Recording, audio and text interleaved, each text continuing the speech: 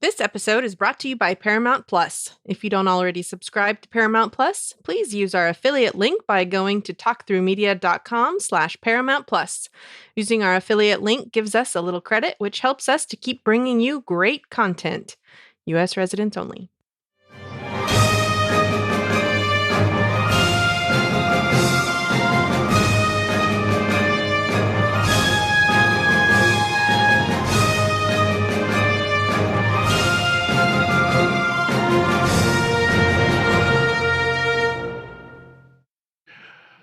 All right. Starting in 3, 2, 1. Hello, and welcome to episode 8 of Star Trek Strange New Worlds Talk Through. I'm Brian. And I'm LT. And I'm Trey. Trey, how you doing, man? Hey, glad to be here. Glad to have you. Welcome to the fabulous guest host chair of Strange New Worlds Talk Through. It was funny. Like you had said that you wanted to do it, and then you were like you could only do it Monday and Tuesdays, and I was thinking, wait a second, we're going to record Monday. so because I was at a convention all weekend, so I couldn't do it this weekend. So, yeah. So it's good to have aligned. You. Yeah, here we are. Yeah, it's good to have you here. Anyway, we will be covering season 1, episode 8 of Star Trek Strange New Worlds, of course, titled The Elysian Kingdom. Before we get started, of course, we want to remind you that we provide early access to a virtually uncensored version of the podcast that goes out earlier than the final feed. And it's usually not as polished, but you end up getting it quite a bit ahead of everyone else. So if you're interested, just go to patreon.com/Star Trek TTM to sign up. As little as $1 a month gets you access. So, all right. So before we get started on this episode, we have some feedback for the last episode. Season 1, episode 7, and I didn't write it down. What is it? That was the Serene Squall, wasn't it? Season 1, episode 7, titled The Serene Squall. Yes. So let's open hailing frequencies. All right. So, LT, why don't you read that one? All right. Well, it's Brian from Colorado, and he says, I just rewatched The Serene Squall with my son after reflecting on it for a week. This time I saw it on the big TV screen, and I have to say I feel a little better about it upon second viewing. I'll bump my score up to a 7.0. I think the first half of the episode is superb, but it does kind of fall apart in the second half when Aspen becomes Angel and as the pirate mutiny unfolds. However, those were slightly less annoying to me the second time viewing them. I'm still taking off 2 whole points just for Pike's pirate voice line, though. I do think this was one of the weaker episodes mainly because it couldn't decide on its tone. Was it serious or was it funny? It was some of both, but I think the way they interjected the lightheartedness with the pirate aspects was a big miss. And I didn't feel the mustache-twirling delivery of Angel in bad mode was very nuanced or effective. One other not good enough I noticed this time was how did Angel call T'Pring for a real-time call, but Spock said they were far enough out that communication back to Federation would take 2 days, so a 4-day round trip. Does she have a secret network of subspace repeaters, or was T'Pring really nearby already? It did seem like T'Pring arrived really fast, too. That is a good point. That's a very good point. Yeah, we missed that one. So good on you, Brian. Yeah, it is kind of suspect there. And he finishes up saying, a fun thing I noticed upon second viewing is that Stan is on the planet with T'Pring. Yep. He's the same Vulcan who was with T'Pring in Amok Time. That's another yes for sure. Yep, it definitely was. I noticed him as well. Yeah, so we didn't ask you, Trey, but what do you think so far of the season of Strange New Worlds? It is awesome. Yeah. I'm really digging the episodic vibe of Trek and Strange New Worlds. It's a little overwhelming with Discovery and Picard. They are awesome, but just that overarching arc for 10 episodes where you're constantly trying to figure out what's going on. It's not real lighthearted, but with Strange New Worlds, I'm digging it. I can sit back, I can relax. I can even watch it out of order, and it's not really that big of a deal. It's a really nice Trek for 2022. Yeah, I think it's a perfect mixture of, because it is serialized, at least in terms of the what do you call it, the character arcs. Yeah. But the stories have a beginning, middle, and end, and I think that is a perfect way of doing Star Trek. I think it's how Star Trek should have been all the way long, Right. So yeah, it's my favorite at this point. I even and like I said, it at the convention this week. That it's episodic, but they still had some of the overarching carryover threads. Yeah. So I think it's worked out not only quite well, but very well. Yeah. And maybe even better than what we've gotten up into this point. Yeah. Okay, so let's get into this week's episode, season 1, episode 8, titled The Elysian Kingdom, written by co-executive producer Akela Cooper, and I'm not sure what position she has on staff, but Onitra Johnson. Directed by Amanda Rowe. The description from ParamountPlus.com is as follows. The USS Enterprise becomes stuck in a nebula that is home to an alien consciousness that traps the crew in a fairy tale. Stardate 2341.6. The air date was June 23rd, 2022. It had a runtime of 53 minutes and 15 seconds. Okay, we always make the guest go first. So, Trey, what did you think of the Elysian Kingdom? Well, I'm going to give it 9.975 abracadabras out of 10. Very good. Well, thank you. I tried. Practiced it all day. LT, what about you? Well, along those same lines, I gave it a 9.5 out of 10. I'm not a wizard. I'm a chief engineer. And I'm paraphrasing here because I couldn't remember the exact thing she said, but 9.5 oogie woogie runas. So I just thought it was cute, that whole thing. So, all right. We only got 3 listener ratings, and one really wasn't a listener rating. It was just a comment. Edwin from Arizona said, "What a great episode." That's it. That's the rating. Well, we'll take that. We'll take that as at least 9-ish out of 10. Yeah. For a great episode. Yep. All right. Why don't you take the next one, Trey? Oh, cool. Brian from Colorado says, I rate the Elysian Kingdom 8.5 fairy tales. And we finish up with Wes from Minnesota, who says 9 nebula explorations out of 10. All right. So let's move on to our yeses. Yes! We only got one set of yeses, so we're going to split it 3 ways. So it's from Brian from Colorado, and I'll start it off. He says, the joke Spock made near the start of the episode about Pike jinxing it was really funny. Once the plot had shifted to storybook fantasy mode, I was blown away by how great the costumes were. Yes, indeed. The costumes were amazing in this episode. They were. Yeah. All right.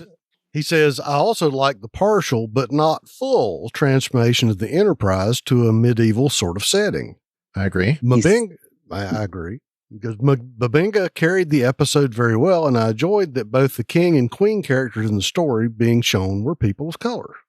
He also appreciated getting more screen time with Hemmer and seeing his lighter side as he leaned into his role in the story as a magician For example, when he blew on the torch and used the magic of science to transport his opponents away. Okay.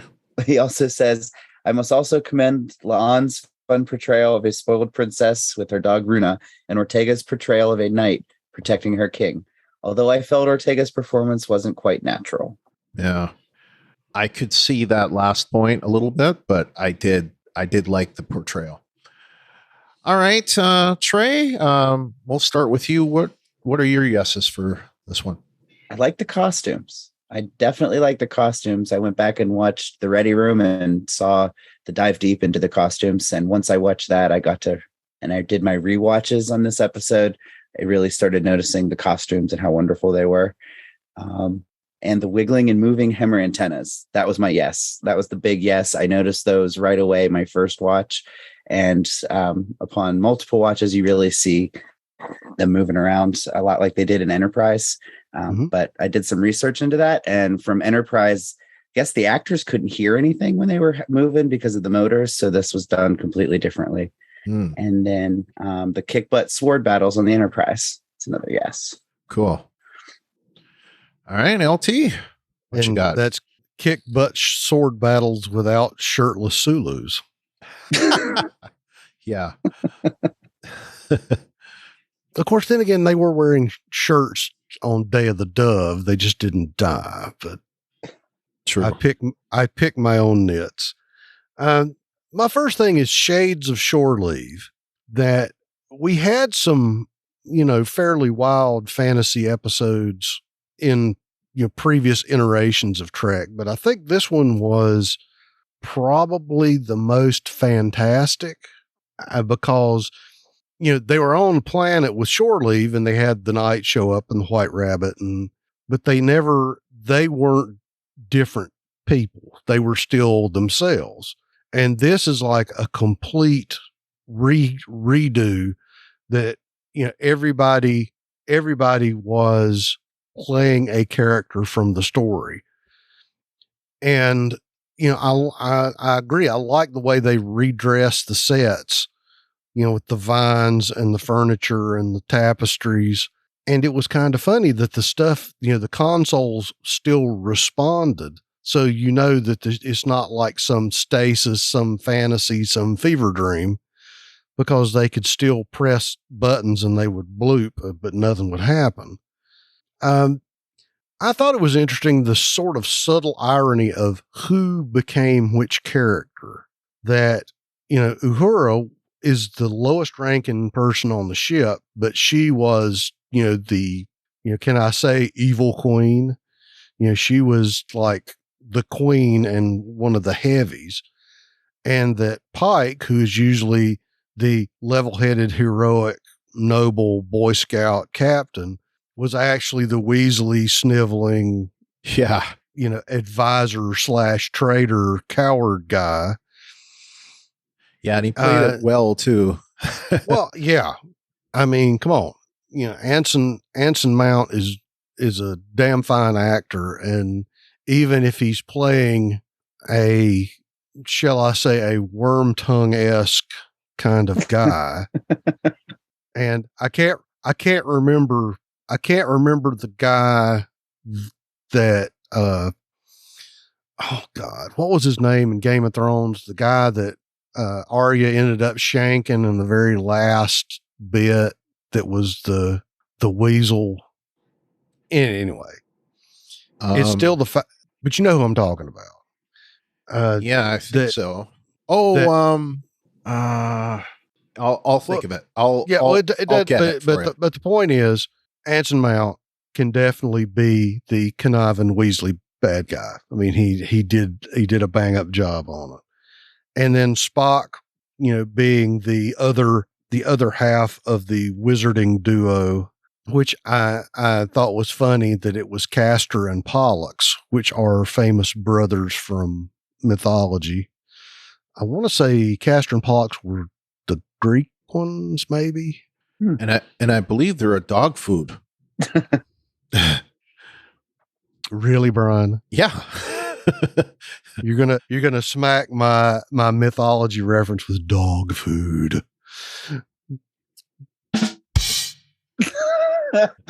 Yeah. Sad trombone for you, sir. But that's what. See, Trey, this is what happens when Brian has the soundboard. I love it. Yeah. But Spock, got to be somebody different this time too. So I enjoyed the fact that, well, and I can't forget, I didn't write her in the notes, but I can't forget the character that Ortegas was playing. That, everybody got to do something a little different. So it was also a chance to stretch your legs. Oh, and that's another sidebar that La'an got to be the Dany princess, which normally she's not the Dany princess with the dog. Right. With the dog. And I guess my last yes was, well, I guess this wraps up the whole conundrum of the girl in the pattern buffer. Yes. Even though it ends up being a, shades of Wesley Crusher. Yeah, kind of. So, they're doing the one thing that we had talked about earlier in the run, Brian, that they are actually paying off these little story niblets that they're throwing in through the episodes. So maybe we will get some more La'an information before we wrap, or we can only hope. And those are my yeses. All right. I have a whole list of everyone that Arya Stark killed, by the way. Oh, jeez. But that's another story. And since I can't find the Blaine sound effect, I won't get in there and start talking about it.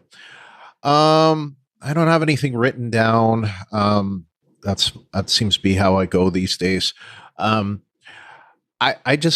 thought that Babs, can't even say his name, so I'll just say Babs, did a really good job portraying both the king and Dr. Mabenga this week. I thought it was really unexpected for him to be kind of like the lead character this week, and I thought it was a good way to end the.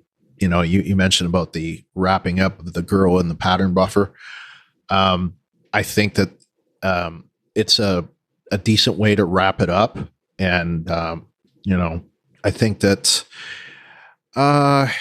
it was satisfying, especially at the end. It had elements of that it was going to be sad, but once you see her and all this time had passed, for her, and she had basically, grown up to be a young lady, you had to be happy for her, right? Because, she got to experience life, and she wasn't going to be able to experience life in a pattern buffer for, Right. I think it was cool, some of the continuity that is in this episode, which we'll get to later. And I think that it was already mentioned, but the whole who was playing what was cool to see.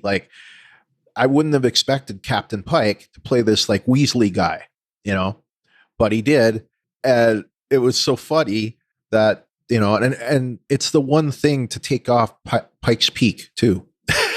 The peak was destroyed this week, so I thought that was good. I thought that it was interesting to see Spock in this wizard character with long hair.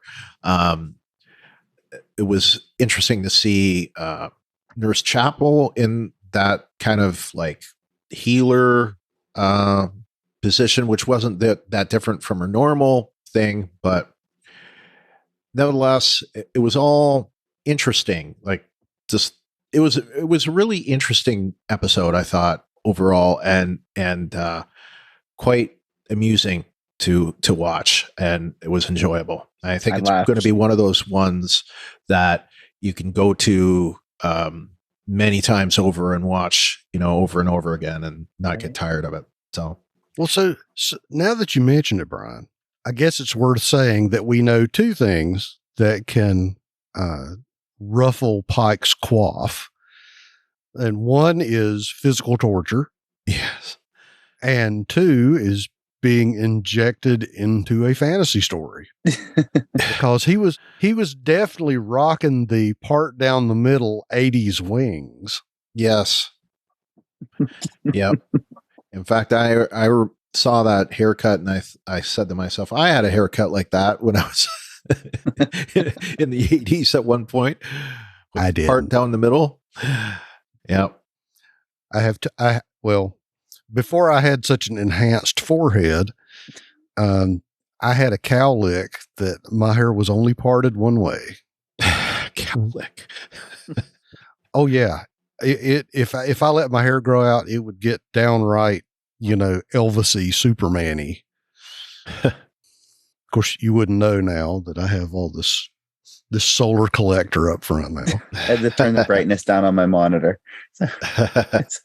Okay, Trey. Between the two of us, said it, there was one point where it was me, Brian, and James when I had my head shaved, and it was like shiny forehead season. Yeah, yeah, because like right now, my head's like I guess it got about 4 or 5 weeks growth on it, but I was completely shaved, and yeah, LT was pretty much completely shaved, and James is completely shaved. So yeah, it was shiny bald men. Well, you're lucky. I got rid of the Doc Brown this weekend. I actually got a haircut. Oh yeah. Because it was long enough. Seriously, when I got up in the morning, it was like, great Scott, Marty, 0.21 gigawatts. Oh boy. All right. So let's move on to our nose. No! Brian, my no was actually the Oogie Boogie Boo. I couldn't stand it when Runa did the Oogie Boogie Boo. It's Oogie Boogie Boogie Boo. I can't stand it in real life, and I can't stand it on my trek. So I basically just saw the dog popping out of a purse there. It drove me bonkers. But yeah, that was my only no. I will have to golf clap quietly for the purse dog. All right. Well, we got a little ahead of ourselves. We did, but that's cool. Did I jump? You jumped. But I got so excited. It's okay. We can redo it. No, we don't have to redo it. We'll keep it where it is. So all right. We got Brian from Colorado. LT, you want to take that one? I shall. Brian starts off, said there's no explanation of what was actually happening to all the crew except Mbinga and Himmer. Were they hallucinating? I don't think they were, because even Mbinga and Himmer saw the same costumes and surroundings as they did. Was the alien entity in the nebula somehow creating matter all over the ship? Also, how did the elevated dopamine levels tie into all this? I need some explanation or resolution of what really took over the crew, but never got it. The Boltzmann brain explanation, creating a consciousness out of nothing, given by Himmer, doesn't make sense at all. I also was not a fan of Pike's character, Sir Ross, in this episode, even though I do admire how he committed so fully to the role of being a fearful, sniveling, comedic person. Since this wasn't actually Pike himself, but rather a character in a children's storybook, I won't dock any points for my subjective opinion, unlike last week where Pike, the captain of the Enterprise, was acting really goofy and talking like a pirate. A big no for me that is still bugging me a week later. Yeah, I remember that. Well, maybe it was September 19th, Brian. September 19th. September 19th, International Talk Like a Pirate Day. Oh, arr. I didn't remember the day. To be going to work. Okay. You've reached the IT help desk. How may I help you be hearty? Of course, my answer is, since I was a pirate once upon a time when I was working Ren Fair, I said, I talk like this because I really am a pirate. So this is the way pirates sound. The point he brings up about the elevated dopamine levels, there wasn't any kind of explanation about that. So I can sympathize with that point. Yes. I think that, and the same goes for the costumes. It's like, were they there or did they just see them? I don't know. I guess they were there. That was think my they were take. there. Yeah. I think they were there because at the end, even after the daughter had left, he was still wearing the crown. There were still shrubbery and sick bay. If you look around, there are remnants. So I think that the entity did make matter all over the ship. Yeah. Well, the entity didn't pick up all the ficus trees that they left in the corner. Fix anyone's hair. Probably a lot of .7s were having to pick up the mess. All those little complaining robots carrying trash cans full of vines. Yeah. Okay. LT, what do you have for no's? Well, my first no is, of course, we went back to the sentient nebula trope. Yeah. Hate to say it, guys, we've done this before. And while I don't object to strange, powerful alien entities in general, it just seems like strange alien entities that live in nebular clusters seems to be a thing. It does. Yeah. It does seem to be a trope that we've seen more than once. And I guess my next thing is, so Hemmer wasn't affected because, Hemmer is telepathic, right? Right. So why was Spock affected? I wondered that myself. Are Vulcans just not Esper enough? Was it the fact he's half human? Maybe. That perhaps his non-telepathic human half is the reason that he got the long hair and the Gandalf suit. So, I don't know. It just seemed like, so there's only 2 people who have any type of, psi powers. And I realize I'm mixing my metaphors, but sorry, I just have to deal with it. I guess it's a good thing this is TOS era and we don't have any Beta Zeds on board. Yeah. It just seemed funny to me that the only one was, of course, it's M'Benga because it's, his daughter and Hemmer, that everybody else was kind of down with the program. And I guess the other thing that I kind of took a no to was, so all this time that they're running around doing their, their Star Trek LARP on the ship. So who's minding the store? Is the entity parking the ship? Did the entity just sort of hold them in place? Was the entity making sure that there wasn't a stoppage in flow of the coolant so that the warp core didn't mysteriously explode while everybody was running around doing their medieval times gig? I guess I just wondered. I mean, there was never really a good explanation because we know the ship was still functional. It was just frozen. So are they just stationary? Are they not moving? Did the entity make sure life support was still running? Well, I have something to say about that. You just reminded me of. There is a scene when I think they're trying to plan, how they're going to go to the Queen's area, whatever, and get Castor, right? So I think it's like it's Pike, it's Ortegas, the Doctor, and I think maybe Chapel was there. I don't know, but certainly the first 3. And I think they're in Pike's ready room when they're doing it, and they've got this map on a table. And if you look, you'll see, and I'm not sure if it was a computer graphic or a window or both, but it's something that has a Starfleet insignia in the middle of it. And you see a star field, like as if they're moving through a star field, right? Going at warp. So they can't be going at warp. They're stuck in the nebula. So Yeah. what was up with that? Like either that was some kind of like, I don't know, screensaver, It's or an animated screensaver. yeah, either there was a screensaver or they boo-booed there and Yeah. they, showed the ship traveling when it wasn't traveling at all. So that was enough to take me out of that particular scene. As soon as I saw that, I'm like, what the hell? That can't be right. It's Windows 2056 Starfield screensaver. Yeah, exactly. I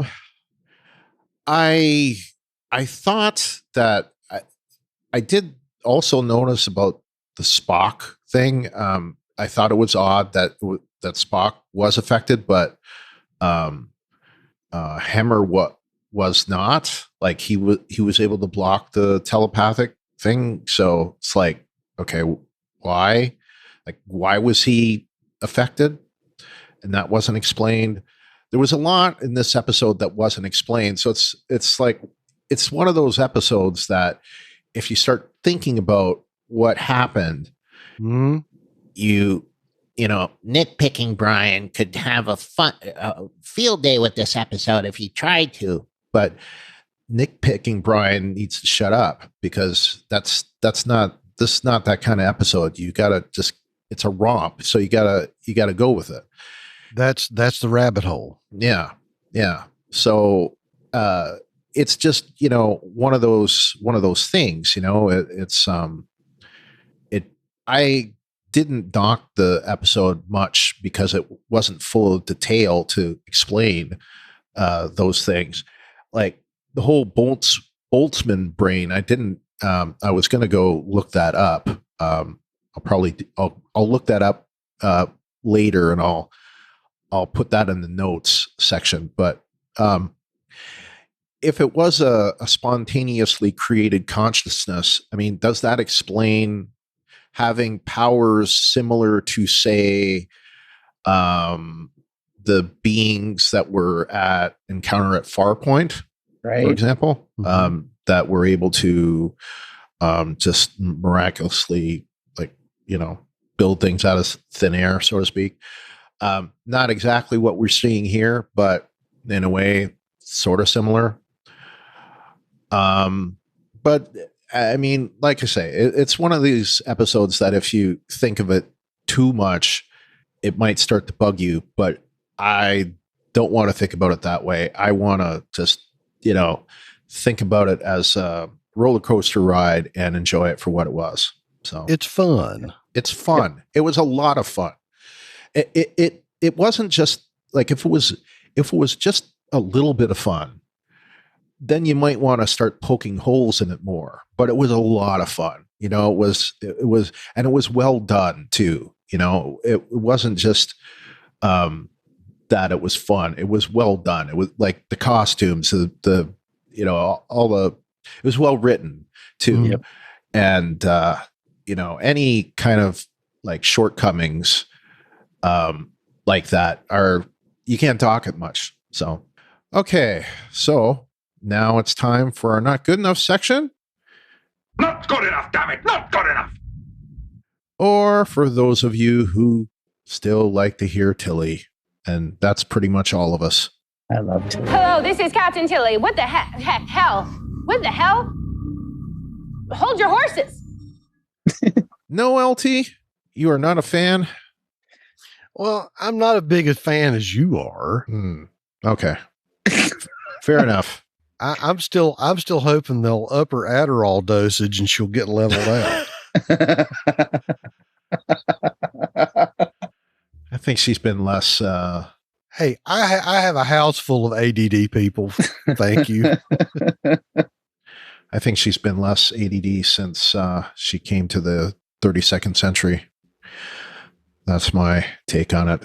You know, Jumps to the Future will do that to you. Yeah. All right. I'm going to raid the one single not good enough we got. That is from Brian from Colorado.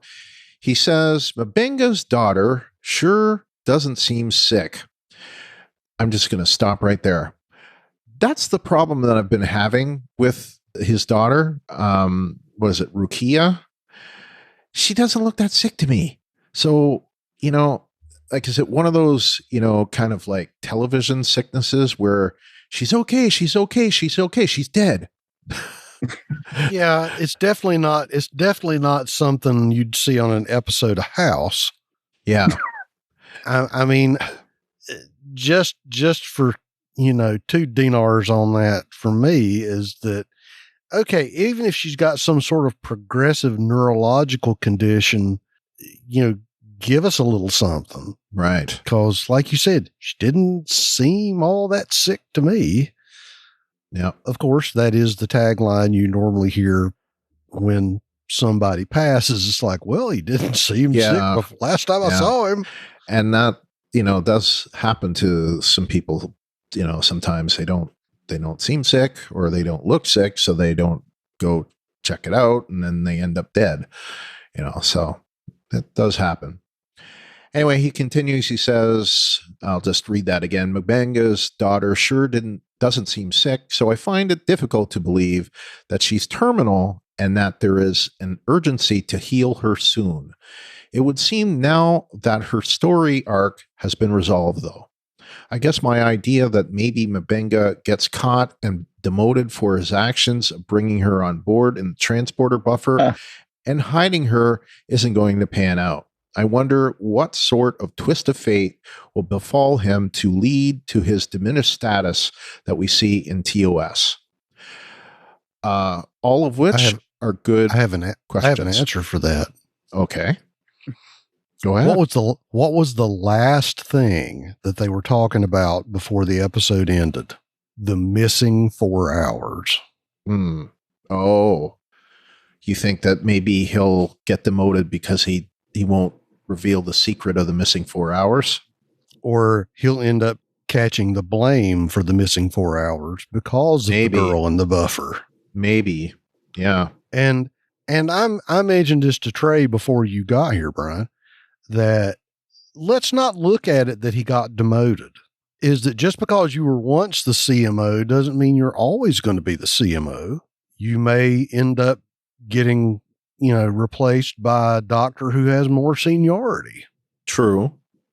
Or it could be that he specialized and you know, went into a specific field of surgery. Yeah, I mean, let's not look at it as the most drastic option. Mm-hmm. Yeah, because you could theoretically be a captain, but be a admiral's aide. True. Which in a way would technically be a promotion because then you'd be driving the shuttle and making coffee, but you're still the rank of captain. You're just not commanding a ship anymore. And this is not canon, but in Picard, the novel that kind of went with season 1 of Picard, The Last Best Hope, Admiral Clancy, who is the one that, you know, kind of battles with Picard, who's the CNC. Yep. She is the aide to the CNC at the time of the Romulan supernova, and you know, Picard deals with her then, and you know, basically that was her role. She's like Captain Clancy, but you know, aide to the Admiral. So yep. So yeah, it's very possible. But yeah, I don't know. It would be interesting to find out, but there are other things that I'm, I guess, more curious about. Like there are definitely bigger fish to fry. Yeah, like I want to know about number one's fate. You know, what happened to Una? Did she get into trouble because of her Illyrian background or something else. Maybe when Pike got injured, maybe he couldn't protect her anymore. Who knows? Maybe she got reassigned to the Rim. Maybe. All right. So anyway, that's it for listener Not Good Enoughs. Trey, what do you have for Not Good Enoughs this week? Well, I really loved the show, so this was hard for me because the whole show was good enough for me. But I guess if I had to pick something that wasn't good enough, it would be that last scene where they kind of explained what was going on. His daughter said that, or the entity said that they created this experience so the child could have the childhood that he was unable to provide her. And it just, I don't know, it just didn't wrap up right for me. The whole scene, she said, "I was watching you, Daddy. Did you have fun?" And he said, "Yes, I had fun, but you're hurting my friends. We need to stop." And it just didn't make sense to me. Specifically, whenever he said, you need to be in the transporter buffer. And she said, "No, I'm better. She made me better." But then she's not better and she had to go away. So I don't know. It was just not good enough for me. Why did the daughter have to go with, what was the name of the entity? Did they ever name it? Deborah. Yeah. Deborah the Nebula. So doesn't that sound like a children's show or something? It's Deborah the Nebula. Yeah. Well, I was thinking more like you have to say it in the Valley Girl voice, Deborah, like, why are you doing this, Deborah? Goodness. So the daughter, why does she have to go with Deborah into the nebula to come back and be corporeal again, aged and be fine? Why couldn't they just uncorporealize and corporealize her better, make her not sick anymore? So I don't know. That bugged me. That wasn't good enough, but yeah. LT, what do you got? Well, maybe once she was nebulized, she couldn't come back to her meat state. Maybe.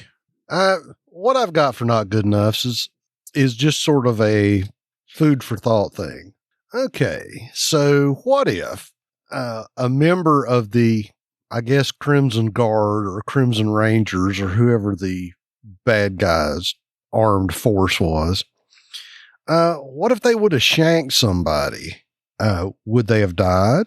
Was this little, was this story time, did it have a safety protocol in it? Or, that's sort of playing against the thing of, is it real? Is it not real? Is this all in the doctor's mind? Is this a shared hallucination? Are the holodeck safeties on?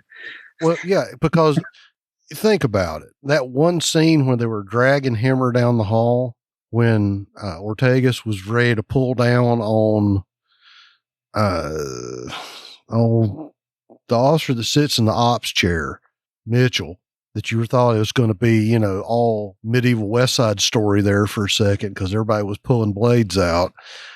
So what would have happened? Do we know? Is it possible that somebody could have died from this? Or was it all kid story time that nobody actually gets hurt? Well, at the end, she said, I was watching you, Daddy. I mean, she literally says, I was watching you. Yeah. Did you have fun? So I can't imagine that if she wanted to write the story, that she would write it with all sorts of deaths, especially since she wanted it to end differently than it already was a happy ending to begin with. Right. So, okay. Well, I just, like I said, that was part of the rabbit hole I stuck my toe into. And I guess the other part, we've already said it, is, the dopamine level thing was just kind of a weak answer. And as all of us have already said, it just seems like that was something, let's throw out some medical technobabble just to sort of make it okay. That we never really got enough explanation of what exactly was going on under the nebular influence.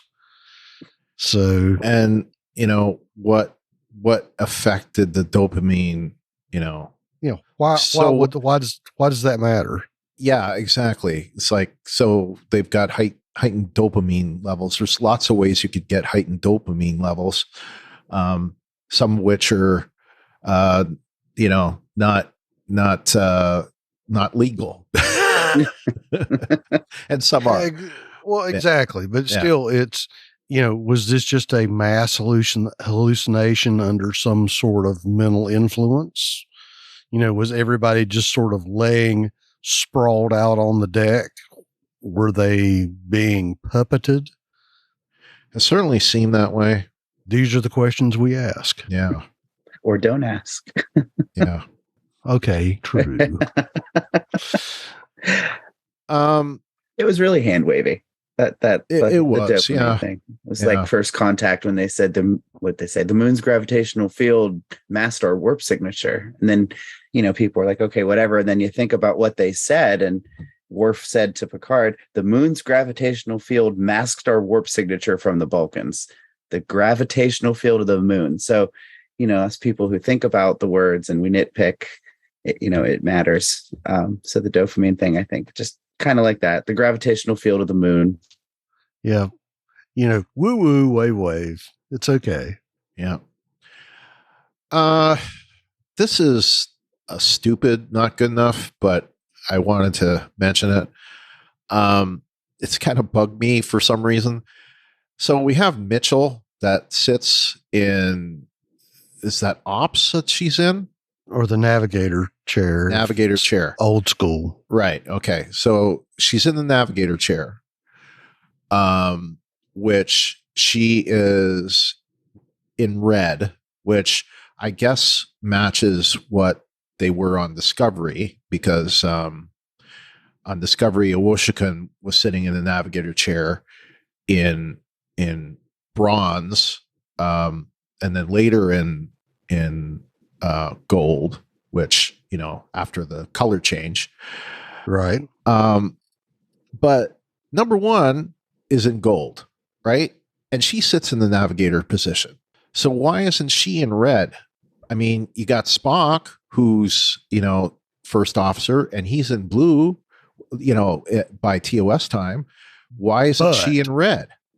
But the reason that Spock is in blue is because he also a science officer. His primary duty is science officer. His role as first officer is secondary. Okay. So the argument would be then, does number one primarily inhabit the space of the XO and does other duties as required? If that is the case, then she would wear command colors.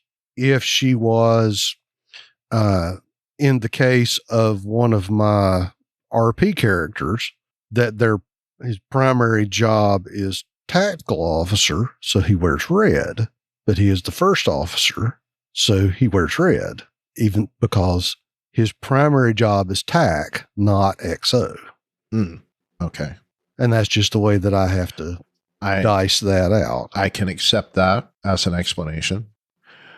Because what else have we seen number one do? She's been on the navigator station. She's been on the op station behind Pike.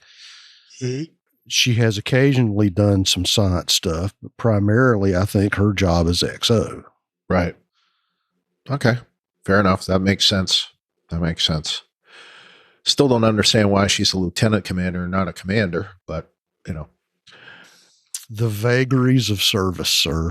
Well, and the whole thing with Discovery, how everyone's a commander on that show, and this is the same era as they were. Why is she just a lieutenant commander? Why is Spock just a lieutenant commander come the TOS? Well, he eventually becomes a full commander, doesn't he? I think they started calling him commander. Yeah. So we'll assume that he got the bump. Yeah. Beyond that, we never meet Deborah, so that's kind of a thing. Like, if Deborah took corporeal form, would she have taken the form of her mother, which I'm guessing has died, based on the reaction of Dr. Mabenga. We never really get the information about that. And I'm kind of curious about them cleaning up. We didn't get to see that too much, so I would have liked to have seen them clean up. But I could say that about a lot of different episodes. Yeah. So It's true. yeah.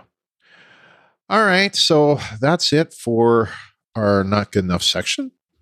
So let's move on to our feedback section. And for the second time tonight, we will open hailing frequencies. All right. So we've got another voicemail from Jeff X-Force11, keeping his new streak alive.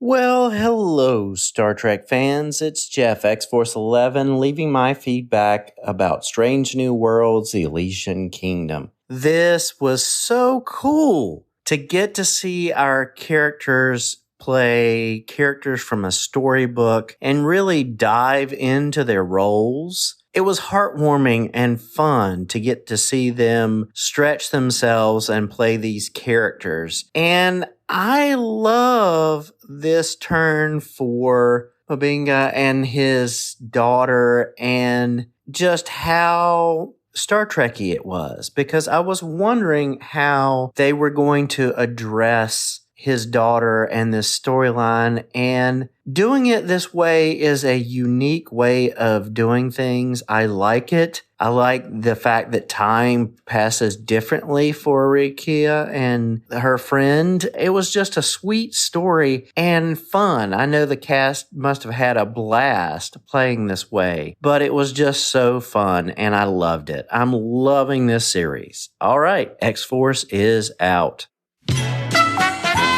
Well, thank you so much, Jeff X-Force11, for your feedback. Yet again, keeping that streak alive at 3, I believe. Is it not? Or is it 4? I'll have to go back and I'll look. have to look back, but Yeah. it's still he's back. He's back on the streak again. Yeah. Yeah. So it was a good episode. I enjoyed it. I don't know if I have much more to say about Jeff's feedback, though. You guys have anything to respond to? Nope. Okay. So we got a couple more pieces of feedback that didn't really fit into anyone's yeses, nos are not good enough. So why don't we start with that? Go ahead and start it off, LT. All right. Well, our feedback from Brian from Colorado. He says, this has the feeling of a 24th century holodeck episode, but it was done in 23rd century TOS style with a sci-fi twist. I think it was very well done, unlike last week's pirate episode, which couldn't decide if it was trying to be serious or funny. This episode this week made it clear it was going to be all in on the fantasy theme, and it worked. Yeah, I tend to agree. I mean, all in all, I thought that this episode was better than last week. And I thought it was, it's like we've said, so far we have 8 episodes now that have scored a 9.25, I think, or better. And, I cannot say that for any other show. No. And I mean, even if the worst episode we've done is a 9.2, yeah, that's still saying a lot. Even when somebody might say, well, you're awfully critical of something you rated so high. Well, just because, and I'll say it again, just because I'm dinging it for things that are striking me as off-putting doesn't mean that as a whole I didn't love the episode. Yeah, sometimes you bring up things that are they don't affect your enjoyment of the episode, but you do acknowledge that they exist. Yeah. So it's almost like you kind of do it to say, hey, look, we see that this isn't perfect. Well, and here it is. If there's something that's, incongruous or sticks out to me or is something that I'm going to point a finger at, I'm going to point fingers. Right. But still, as a whole, I didn't dislike the episode. And just again, for editorial content, Trey, there have been times where Brian and I have reviewed other shows and other series that we have been just as hard on with the no's and not good enoughs, but our ratings were significantly lower because even as a whole, we didn't really enjoy the episode that much at all. Right. Yeah. Makes sense. Yeah. That there's a difference between when I get done with it and I go, wow, that was great. But being the way I am, I've noticed things. So I'm going to call them on it. And the way that the show is structured, we always let the fans get the first dibs on saying the good stuff and the not so good stuff and the, so stuff. And when it gets to us, either we don't have that much good to say because it's already been said, or, maybe we bring up a couple of things that weren't said because nobody noticed them, and it makes us sound like we're critical. So, that's just how it goes. We're just noticing things sometimes. Yeah. So anyway, that's it for Brian's feedback. Thank you, Brian. Well, thank you, Brian. The other Brian. Anyway, our last bit of feedback is from Wes from Minnesota, and his feedback was kind of all like crunched up together with his rating, but I decided to move this part of what he said into the feedback section. He says, I don't have much to say about this episode. The ending was sad, but hopefully the nebulous entity can comfort Mbenga's daughter, and I have an optimistic view that she will be cured. Enjoyed it. I think she was cured, essentially. Yeah, she was. Yeah. Yeah. So I don't think she's going to come back as a corporeal form, cured. She's basically reached her final stage, I guess, and she will stay alive, but in a non-corporeal form. So that's my take on it. Yep. I thought it was a happy ending, Wes, to be honest. Yeah. I didn't think it was a sad one. It was sad for a moment. Whenever the little kid left originally, and you could see the pain in his eyes, like I tried everything I could to save her. I even risked my job at Starfleet and hit her in this. And then all of a sudden she whooshes through the window as a, adolescent, or I guess grown woman, I guess you'd call her. And then it was happy again. It was a happy ending. So I don't know. I thought it was a good ending. I thought it was good as well. Yeah. Yep. I don't think there was anything sad. I think that it was sad for a moment, but then turned into happy. So, All right. So now it is time for other notes. Trey, what do you have? I thought it was really cool that in the beginning, whenever they're on the bridge and they're still their own selves, Pike and Ortegas, Pike turns to Ortegas and says, Erica, and gives her a direction. He just calls her by first name. I thought that was really cool. Just being on the bridge, calling them by first names. It kind of called back to when he first went on and took command of the Enterprise. And he said something like, I don't care about your rank. I don't care who you are. I just care, what you can do for me, or something along those lines. So I thought that was a nice callback there where he's shown that informalness with his crew. And then one other thing was the first time I watched this episode, I struggled to understand Mbenga's accent. I actually had to, like the second episode, or at least halfway through my first watch, it started to click, but I was really struggling at first to kind of have a filter for his accent, but it went away. It's fine now, but I'm curious if anyone else ever had accent issues with that actor. I don't know, his accent is somewhat unusual. I'm not sure where he's originally from. Obviously I think that's an African accent, but I don't know where in Africa.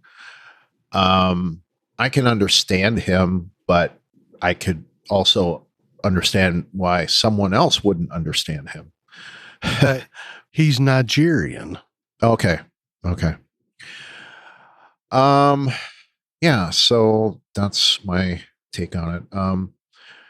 What about you, LT? What do you have?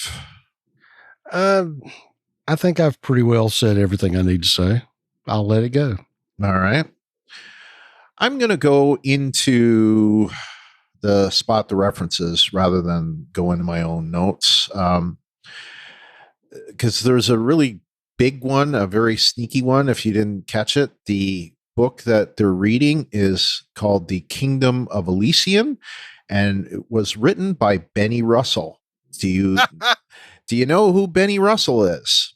There's you a deep cut. Yeah, very deep cut. That is the Far Beyond the Stars, the character that Cisco was playing in that, where he got kind of transported into 1950s New York and was the black writer that couldn't get, published. And I thought that was fantastic that they did that. Such a deep cut and so respectful to, Trek lore. So makes you wonder. Someone on another podcast was saying that maybe the entire Star Trek universe was created by Benny Russell. I don't know if that would be true, but I would think it would be a guy named Roddenberry. But nevertheless, I thought that, authoring the book was by Benny Russell. I thought that was cool. Yep. And I think I said it already, but that was Christina Chong's dog. Runa was played by Runa Ewok. Yeah, but that's like actually her dog in real life. And in fact, I saw her on the Ready Room with Runa before. So yeah. The whole thing on the Ready Room when they were talking about the costuming, and Christina looked inordinately excited that Runa was going to get to be on the show. Bougie. Yes. It's like, and they made her a little dress and she got a little crown. That's kind of funny because she is so totally against that. Yet, she like it's funny to see that kind of play against character, And that's why I said earlier that you had such a juxtaposition with how she plays Lon. Yeah. And then seeing how she did the sparkly princess with the dog. Yeah. Yeah. And of course I was just thinking that dog is awful well behaved. And now we know why. Yeah. That the dog was with mama, so everything would be fine. Yeah. It's not like they had to bring in a stunt dog or something. Right. Now, beyond that, I don't know if there was really anything else that I noticed that was any kind of reference to a previous episode. I mean, we did have something like this, an imaginary friend from TNG, where we had, the little girl had a friend, but it was a much different kind of story. Is that O'Brien story with Keiko and is that the imaginary friend? It's the one with I forget the girl's name, but she had it was like this ensign who had this young daughter, and I think maybe her mother died in an accident, and you're not talking about What's Her Dinger on Voyager, are you? No. This was actually let's see, season 5, episode 22, and the one that it was Ensign Sutter, and Clara had. I'm reading it from Memory Alpha.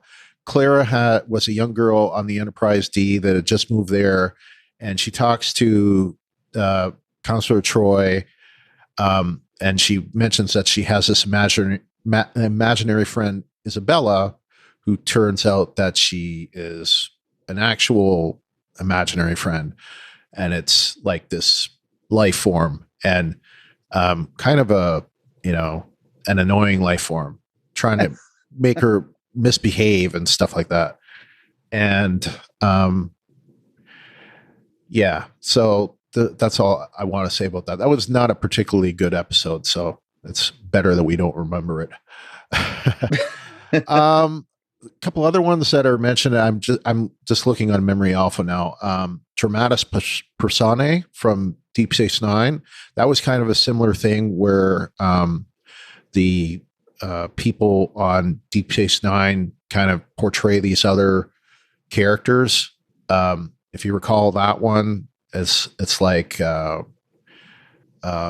people are going against Captain Sisko and scheming against him and things like that. And the telepathic imprint of the Sultana, who destroyed themselves in a power struggle, caused the crew of the IKS Takat and Deep Space Nine to reenact the events that led to the Sultana's destruction, who while also taking on the personas of the individuals involved in those events. Does that ring a bell for anybody?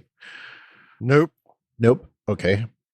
That was a season 1 episode, episode 18.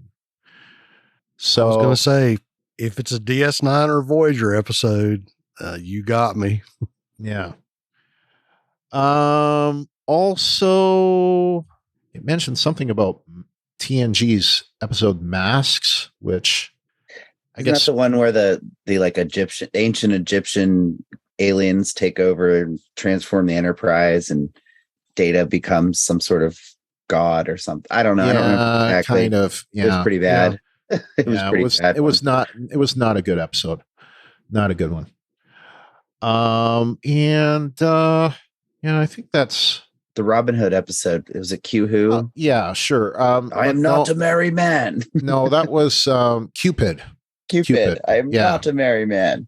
Yeah, of course. Well, I always remember the Geordi being Will Scarlet with the lute, the dink dink dink dink dink, and Worf goes crunch. Sorry. Yeah, apparently it had been previously mentioned, I guess, in Far Beyond the Stars and season 7, episode 2 of Deep Space Nine, Shadows and Symbols, that Benny Russell was an actual person. It wasn't just a fictional character. So in Deep Space Nine, in Star Trek, not in real life, but you know what I mean. Anyway, okay, that's it for our Spot the References. Not too much this week. Let's move on to our news segment and go to our Shipwide announcements. All right, so this is the time of the episode where our good friend Wes Huntington from the Twin Cities Trekkies podcast takes over and gives our news. Hi, everyone. I'm Wes Huntington, one of the 2 co-hosts of the Twin Cities Trekkies podcast, and this is your Shipwide announcements for this week. This week's guest in the ready room, Will Wheaton, had brought in Babs Alusamukun and Melissa Navia. Alusamukun plays Dr. Mbenga, and Navia plays Lieutenant Erica Ortegas, both in Star Trek Strange New Worlds. The conversation with these 2 actors was about their careers and how they are in this Star Trek world. Navia mentioned that she has family members who are Trekkies themselves. There was also a featurette on the making of this episode, specifically about the costumes that were designed and created. Some of it was created in a 3D printer. There was also a featurette on Christina Chong's dog, Runa, who actually had a very significant role in this episode of Star Trek Strange New Worlds. And finally, there was a sneak peek at episode 9, All Those Who Wander. Here's what's making news this week in the Star Trek universe for all you Talk Through Media Star Trek podcast listeners. This first news bit is not necessarily Star Trek news, but it does involve one of the actors from Star Trek Voyager. Robert Picardo was the officiant at the wedding of Bill Nye the Science Guy to his longtime sweetheart, journalist and author Lisa Mundi. They were married in a small private ceremony in Washington, D.C. Lisa Mundi is a former Washington Post reporter, and they were married in late May at the Castle Building's Hop Garden at the Smithsonian Institute. In the most recent issue of SFX magazine, Kate Mulgrew, who stars as Hologram Janeway in Star Trek Prodigy, had stated that there is a possibility and likelihood that their characters will be seen in live action.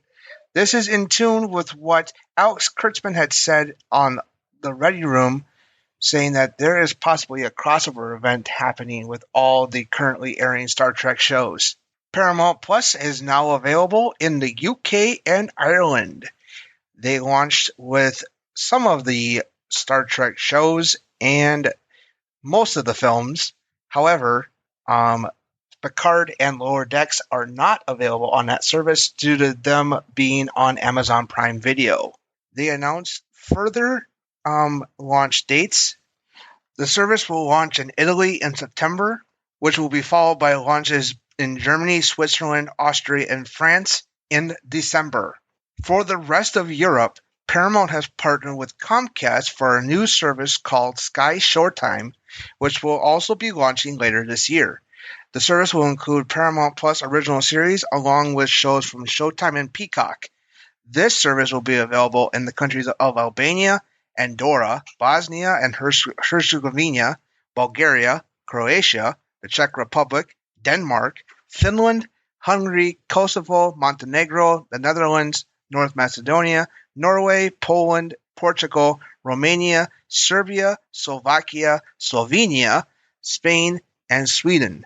Specific programming, including Star Trek, has not yet been announced for this service. The company expects to have paid streaming services available in more than 60 markets by the end of the year globally, covering the Americas, Europe, and Australia. They had their first launch in Asia last week in a partnership with TVING in South Korea, with more plans to launch in Asia in 2023, which will include India. The company has also committed to expanding into Africa and the Middle East in 2023. We do have some Star Trek Discovery news. Last week, we found out that Season 5 is now in production, and now we have gotten some tidbits of what we will expect for the 5th season from Sneeko Martin Green, who flew over to London to help launch Paramount Plus in the UK and Ireland. Speaking with Games Radar, she said, "I think it's a great phrase. I'm going to steal it. Expect the unexpected. I think that's exactly right. The 3 words I would use to describe Season 5 are refreshing, invigorating, and lovely." Currently, there is no confirmation that Larry Wiseman's Sylvia Tilly will be returning for Season 5. However, showrunner Michelle Paradise has suggested that she will be returning in some capacity. Sneeko Martin Green said that is possibly happening. We also have some comic book news. IDW is celebrating its 400th issue of Star Trek Comics with a crossover event.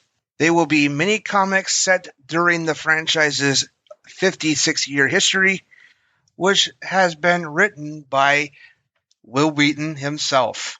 In addition, they announced a 3-comic miniseries for Star Trek Lower Decks. No release date has been set yet. Twin Cities Trekkies is a weekly podcast dedicated to everything Star Trek. My podcast co-host Mackenzie Flickinger and I talk about everything from the original series all the way through Star Trek Strange New Worlds and everything in between. New episodes are released every Wednesday. You can find Twin Cities Trekkies on every platform you can think of for podcasts. Our social media handles is TC Trekkies Pod for both Facebook and Instagram. You can also reach us by emailing us at tctrekkiespodcast@gmail.com, or you can leave us voice messages when you find the podcast at anchor.fm/Twin Cities Trekkies. Well, thank you so much, Wes, as usual, for your great coverage of the news. One thing I wanted to cover, and I thought I'd better cover it this week, is SoonerCon. So I was at SoonerCon this past weekend. Ooh. Yeah, in Norman, Oklahoma, where I live now. And I was hoping that Ruthie was going to go and we'd be covering it, together. But it was just she had, I don't know, something else going on. So it was just me. There wasn't much Star Trek programming on the docket, but there was some. The Hall of Fame, the Oklahoma, I think, Science Fiction Hall of Fame award-winning writer was Larry Nemeczek, who it's Dr. Trek. So he got a beautiful award in front of a full crowd at the convention, and he did several different sessions at the convention that I attended each of them. I saw some new stuff, mostly star charts and things like that were interesting. And there was one Star Trek panel that he didn't host, and that was on diversity. And the title of it was Diversity on Star Trek Discovery, but it was more diversity in Star Trek in general. But I like to do, had a lot to say. Pretty much all the ones I was in. So I didn't do any panels or host anything, but I was kind of an active audience participant, I guess you could say. And I also went to a couple of podcasting things. So out of that, we're hoping that we might be able to team up with the Red 6 podcast and do something with them. They're local to us, so we'll see how that goes. We don't have any paired analytics this week because last week we did it on a Tuesday, and they actually had the analytics for a week ahead of when we normally do it. So we've already covered them. So there's nothing new to cover. So maybe next week we'll have, 3 weeks or something. But so there's nothing new. With that, to submit your theories and feedback, go to talkthroughmedia.com/feedback, where you can submit text or audio. You can go to, and I should mention this before I continue. There was a problem with the feedback form. I have corrected it, but the feedback, I may eat my words here. Let me go see. Did we get any feedback in there that we didn't actually find? Oh Lord, that would happen because the feedback is there. It's just not actually sending us any emails right now. No, there isn't. It looks like a spam. Call 216-232-6146 and leave a voicemail. You can email us at strangenewworlds@talkthroughmedia.com or post in our designated episode thread in our Facebook group at facebook.com/groups/Star Trek TTM podcasts. And you can follow us on Twitter and Instagram at Star Trek TTM. If you would like to support the podcast, you can like our page on Facebook. That's facebook.com/talkthroughmedia. And while you're there, write us a review. You can share us on Facebook and retweet us on Twitter, especially when we post that the new episodes are out. You could subscribe to the Talk Through Media YouTube channel. which is where you'll find our newest episodes first. You can subscribe to us in Apple Podcasts or the podcast client of your choice, and while you're there, give us a rating or a review. You can also go to podchaser.com, where you can rate and review the podcast or even individual episodes. Finally, the best way to help us keep the lights on is to support us via Patreon. We would like to thank our Patreon supporters: Andrew Davis, Morning Pace, Trey. Aw. Hi, Yes, Trey. thank you, Trey. Mike, Robert Kaiser, Jeff Gentry, Kevin Lyle, Michael Carrier, Aaron Mays, Jeff Biacco, Brian Shiro, Kim Vogley, Kyle McAdams, James Robbins, and me. Yay. And it's worth saying would really help us a lot. And due to some circumstances upon my personal life, I don't quite have as much available right now as I usually do. So I don't want to get into the details, but yeah. So if anyone wants to, get in and get out, we'd still love you to join. Anyway, It's a labor of love, but sadly, it is not free. it is not free. It's definitely worth the money, guys. The Patreon, the sausage being made is hysterical. Yeah, it is funny. See, now you have to sign your NDA, Trey. Great. Now Yeah. that you've seen behind the curtain, sir, there are Yeah. certain things you cannot reveal. It's funny though how some of the things that I end up keeping in the Patreon recording, that it's like I can't leave that for the final one, because either something's been said that we can't make public, or something just we can't It's say. great. It's Yeah. great. Yeah. See, that's So why I always laugh when Brian says virtually unedited. I always say, lightly edited. there are times when even the Patreon needs to be edited, but it's not very often. There are some times that I've had to pull things out. There are some things in the Sausage Kids that is just not for human consumption. Yeah. Well, the sausage tastes better now that it's not that typewriter and it's just the wah, wah, wah, wah, wah, wah, wah. When you did the typewriter, oh my goodness. Oh, the typewriter. Yeah. Oh, jeez, Brian. Oh, My I poor know. ears. You're talking about the old Star Trek typewriter thing. Yep. Yeah. Oh man, my headphones, they every time. Incorrect. Yeah. All of the podcasts from Talk Through Media can be found on the Talk Through Media all-inclusive feed. That includes the Rebinged Deep Space Nine podcast, which is not on the regular Star Trek Discovery podcast feed. The Star Trek Discovery podcast, which basically has all of our new Star Trek on it. But if you want to specialize, there's the Star Trek Picard cast, the Star Trek Lower Decks podcast, the Star Trek Prodigy by Rebinge It, and the Star Trek Lower Decks podcast, all of which have their own feeds, but they all go into the Star Trek Discovery podcast feed. And of course, also on that feed is the Walking Dead Talk Through, and the Walking Dead Talk Through / Fear the Walking Dead Talk Through is on hiatus. And coming soon is, I guess, Tales of the Walking Dead. I guess that's the next thing that we'll be having. And the often threatened, much promised roundtable episode. Yes. Yeah. We'll do that.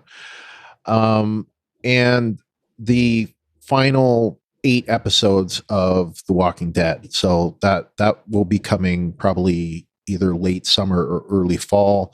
And we'll be covering those. So our next episode of this podcast, the Star Trek Strange New Worlds Talk Through, will be covering season 1, episode 9, titled, as Wes let us know, All Those Who Wander. It is written by Davey Perez, who's a co-executive producer, and is directed by Christopher J. Byrne. We don't have a description, otherwise, or really much to talk about other than what was in the ready room. So is there anything that was on there that you want to talk about? Because I didn't get to see the ready room. Nope. No. Not really. No, it was pretty good though. Okay. So until next time. Oh, before I say that, I'll just say, Trey, it was great to have you on. Thanks. Is there anything, one of your, Hold on, let me see. This is your chance, man. Does anybody here want to say hello to the friends? What? Come on. Come here. Hello, Brian and LT. This is Mary Lou, and I'm over here visiting Trey, watching his kitty cats. And I just wanted to say I like Star Trek: Strange New Worlds, and then Anson Mount, he gets me going. All right, boy. And, all right, that was Mary Lou. So that's it. I miss her. Yeah, Mary Lou. We'll be hearing from you again, I think, pretty soon when Prodigy Lower Decks comes maybe back. in Lower Decks. Prodigy doesn't like me. Doesn't like Mary Lou. Yeah, yeah, it's a little too adult for Prodigy. That's right. All right, so until next time, I'm Brian. And I'm LT. And I'm Trey. Thank you so much, Trey. Peace and long life. Live long and prosper. All right. Hit it. Hit it. There you go.